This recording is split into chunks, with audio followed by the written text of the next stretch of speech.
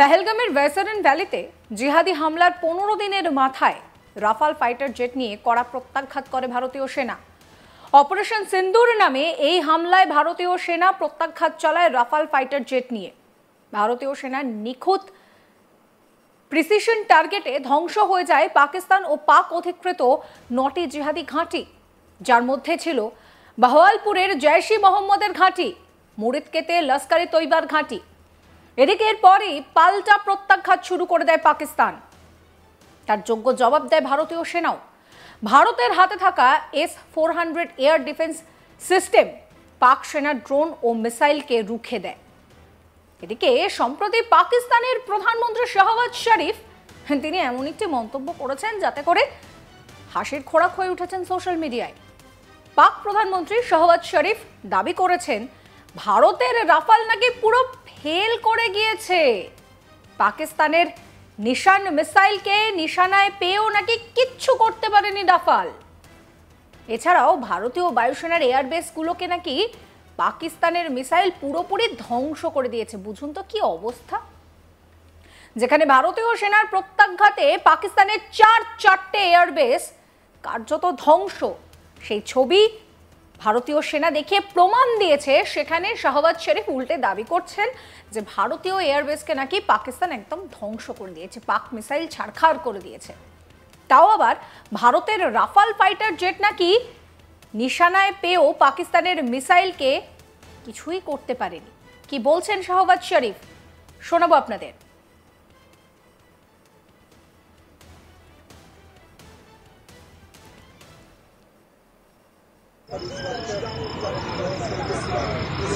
दुश्मन के फौजी अड्डे, असलहे के अंबार और एयर बेसेस देखते ही देखते सब खंडरात बन गए। उनके राफेल हमारे शाहीनों के निशाने पर आए और अल्लाह के फजल से फेल हो गए। हमें कामिल यकीन है कि आबी वसाइल की तकसीम, जम्मू और कश्मीर के तनाज़ा समेत तमाम तस्वीयातल मसाइल इंसाफ के तकाज़ों के मुताबिक हल करने के लिए पुरअमन मुज़ाकरात का रास्ता अपनाया जाएगा। এই দাবি যে সব দিক থেকে মিথ্যে তা ভারতীয় সেনার কর্নেল সোফিয়া কুরেশি পরিষ্কার বুঝিয়ে দেন। শনিবার সাংবাদিক বৈঠকে জানানো হয় যে ভারতের প্রত্যাঘাতে পাকিস্তানের প্রচুর ক্ষতি হয়েছে, সামরিক পরিকাঠামোর ক্ষতি হয়েছে, স্কারদু, সরগোধা প্রচুর ক্ষতি হয়েছে এই এয়ারফিল্ডে। পাকিস্তানের এয়ার ডিফেন্স সিস্টেম ও রাডার সিস্টেম গুঁড়িয়ে দেওয়া হয়, আকাশপথে পাকিস্তানের ক্ষমতা অকেজো করে দেওয়া হয়, লাইন অফ কন্ট্রোল, পাকিস্তানের কমান্ডো নিয়ন্ত্রণ, সামরিক পরিকাঠামো প্রচুর ক্ষতি হয়েছে এগুলোতে। সিয়ালকোটের এয়ারবেসকে টার্গেট করা হয়েছিল। কি বলছেন সোফিয়া কুরেশি, শুনুন। पाकिस्तान ने यह क्लेम किया कि उसने अपने JF-17 से हमारे S-400 व ब्रह्मोस मिसाइल बेस को नुकसान पहुंचाया, जो कि बिल्कुल गलत है। दूसरा, उसका ये भी मिस इन्फॉर्मेशन कैंपेन था कि हमारी एयरफील्ड्स जो कि सिरसा, जम्मू, पठानकोट, बठिंडा, नलिया और भुज में हैं, ये उसका मिस इन्फॉर्मेशन भी बहुत गलत है। तीसरा, पाकिस्तान के मिस इन्फॉर्मेशन कैंपेन के मुताबिक हमारे एम्यूनिशन डम्प्स जो चंडीगढ़ और बियास में हैं उसका डैमेज हुआ, यह भी बिल्कुल गलत है। हमने आपको मॉर्निंग ब्रीफिंग में बताया था विद फैक्ट्स एंड फिगर के साथ कि ये सारी चीज़ें बिल्कुल सही सलामत हैं। अब मैं आपको बताना चाहती हूँ कि पाकिस्तान के एक प्रेस कॉन्फ्रेंस में ये बात की गई थी कि उनके सीनियर मिलिट्री ऑफिसर्स जो कि पूरी तरह से ये भ्रामक हैं और तथ्यों से दूर हैं कि पाकिस्तान की ओर से ये झूठा आरोप भी लगाया जा रहा है कि भारतीय सेना ने मस्जिदों को नुकसान पहुंचाया। मैं इससे बिल्कुल स्पष्ट करना चाहती हूं कि India is a secular nation और हमारी सेना भारत के कॉन्स्टिट्यूशनल वैल्यूज़ की एक बहुत प्यारी झलक है। इंडियन आर्म्ड फोर्सेस ने पाकिस्तान को बहुत भारी नुकसान पहुंचाया, उनके मिलिट्री इंफ्रास्ट्रक्चर्स को, चाहे वो लैंड एसेट्स हों या फिर उनके एयर एसेट्स। यही नहीं, इंडियन आर्म फोर्सेस ने पाकिस्तान की एयरफील्ड्स स्कर्दू, जकोबाबाद, सरगोदा और बुलारी को बहुत नुकसान पहुंचाया। इसके अलावा पाकिस्तान के air defence system, radar system, उनको भी एयर स्पेस में अनटेनेबल किया।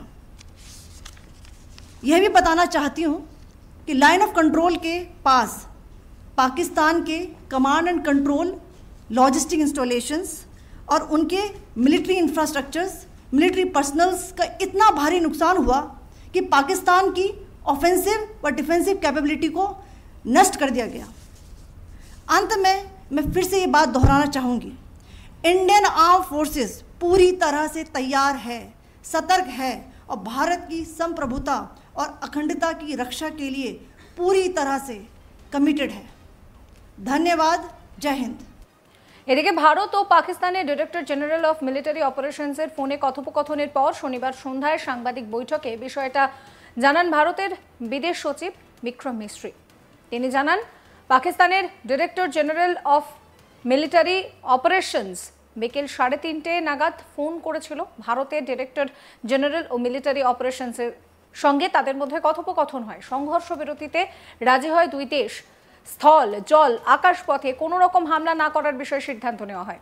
শনিবার বিকেল 5টা থেকে লাগু হয় সেই সিদ্ধান্ত। সোমবার 12ই মে বেলা 12টায় ফের দুদেশের director general of military operations কথা বলবেন বলেও বিদেশ সচিব তিনি জানিয়ে দেন। কি বলছেন বিক্রম মিস্ত্রি, শোনাবো।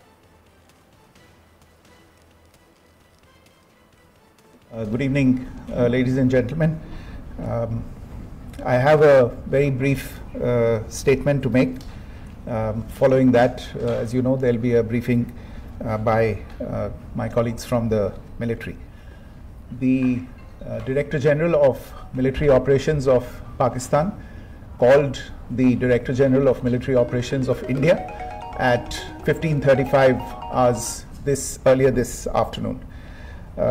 It was agreed between them that both sides would stop all firing and military action on land and in the air and sea with effect from 1700 hours Indian Standard Time today.